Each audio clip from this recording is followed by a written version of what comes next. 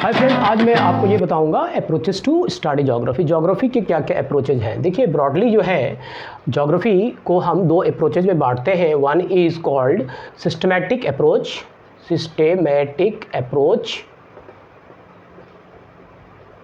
Approach जिसके अंतर्गत आप अर्थ को एक यूनिट लेते हो और उसमें किसी एक थीम को लेकर चलते हो। सपोज यू टेक एग्जाम्पल, आप एक उदाहरण ले लीजिए कि तापमान का वितरण पूरे अर्थ पर किस प्रकार से है और थर्मोलाइन के थ्रू आप जो है पूरे वितरण को अर्थ पर किसी मैप पर दिखाएं।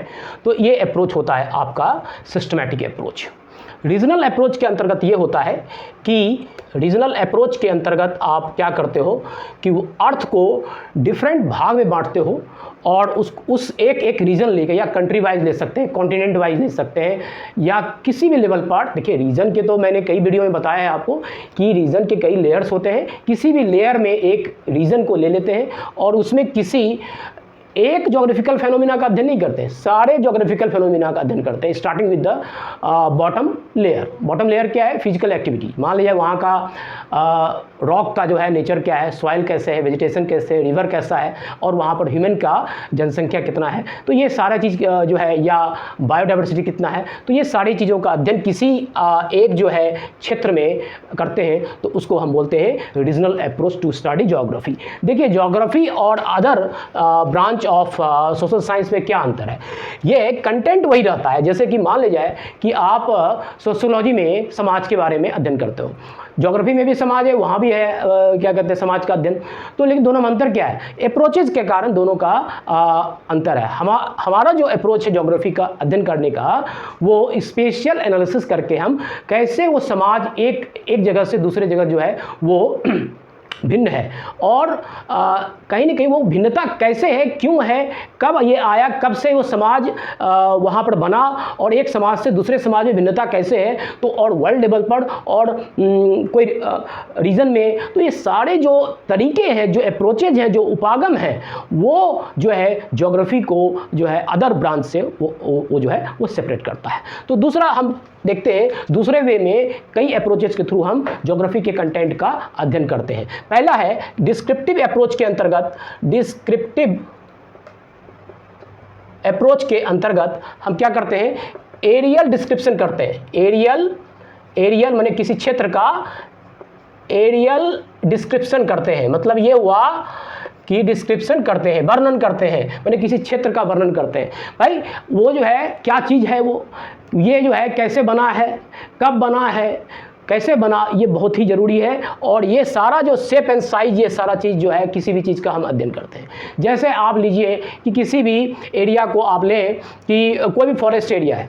फॉरेस्ट एरिया पहले क्या था, वहाँ पर फॉरेस्ट था कि नहीं था, ग्रासलैंड था, क्लाइमेट चेंज हुआ, वहाँ बारिश हुई, यहाँ फॉरेस्ट कवर हुआ, लोग वहाँ पर कैसे फॉरेस्ट को कंजर्व कर रहे हैं और क्यों कर रहे हैं। तो ये सारी चीज़ें जो है कहीं ना कहीं आप जो है डिस्क्राइब जो है करते हो। लेकिन जब स्पेशल एनालिसिस की बात करते हैं, दूसरा अप्रोच है आपका स्पेशियल एनालिसिस।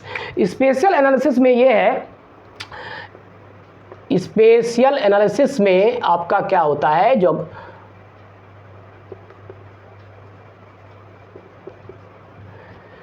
स्पेस के बारे में जाना जाता है कि जैसे आप ले लीजिए डिस्ट्रीब्यूशन, किस प्रकार से एक जगह से दूसरे जगह में डिस्ट्रीब्यूशन है,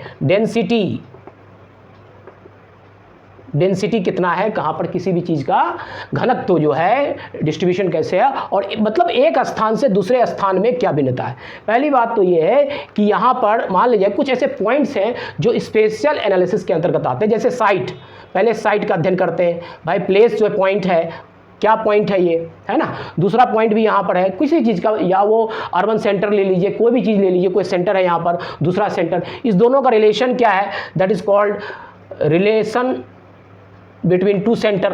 तो ये जो स्पेशल एनालिसिस है उसमें आपका डिस्ट्रीब्यूशन, डेंसिटी, एक डेंसिटी एरिया से दूसरे कैसे भिन्न है, और ये जो है ये सारा चीज़ आपके अध्ययन के अंतर्गत आता है। और इसमें स्पेशल एनालिसिस के बाद तीसरा जो आजकल नया टेक्नोलॉजी बेस्ड है, that is called GIS। GIS, geographical information system. इसमें क्या होता है कि आप जितने भी फिजिकल एक्टिविटीज़ हैं, ह्यूमन एक्टिविटीज़ हैं, उसके एक्टिविटीज़ के जो मैप्स हैं, डेटा कलेक्शन करके उसके कई मैप्स जो है आप बना सकते हैं और उस मैप्स को सुपर इम्पोज करके सारी विशेषताओं के बारे में आप जानकारी वहाँ पर ले सकते हैं। तो geographical information system and that is basically an approach to analyze geographical phenomena, और phenomena could be any physical activity हो या वो human activity हो, या फिजिकल में आप ये मतलब देखिए कि कहीं पर रिवर का फॉर्मेशन है, कहीं पर माउंटेन का फॉर्मेशन है, कहीं पर फॉरेस्टेशन हो रहा है, कहीं पर एफॉरेस्टेशन हो रहा है। तो कई चीज़ें आप वहाँ पर उसके कारण को जानते हो, उसको एनालाइज करते हो और उस एनालिसिस के बाद जो फाइंडिंग पाते हो वो आपका ज्योग्राफी के अध्ययन का एक्चुअली जो है अप्रोच है। तो ये 3 ब्रॉडली मैंने आपको अप्रोचेस जो है टू स्टडी ज्योग्राफी आज बताया। तो आज इतना ही। सी यू नेक्स्ट क्लास।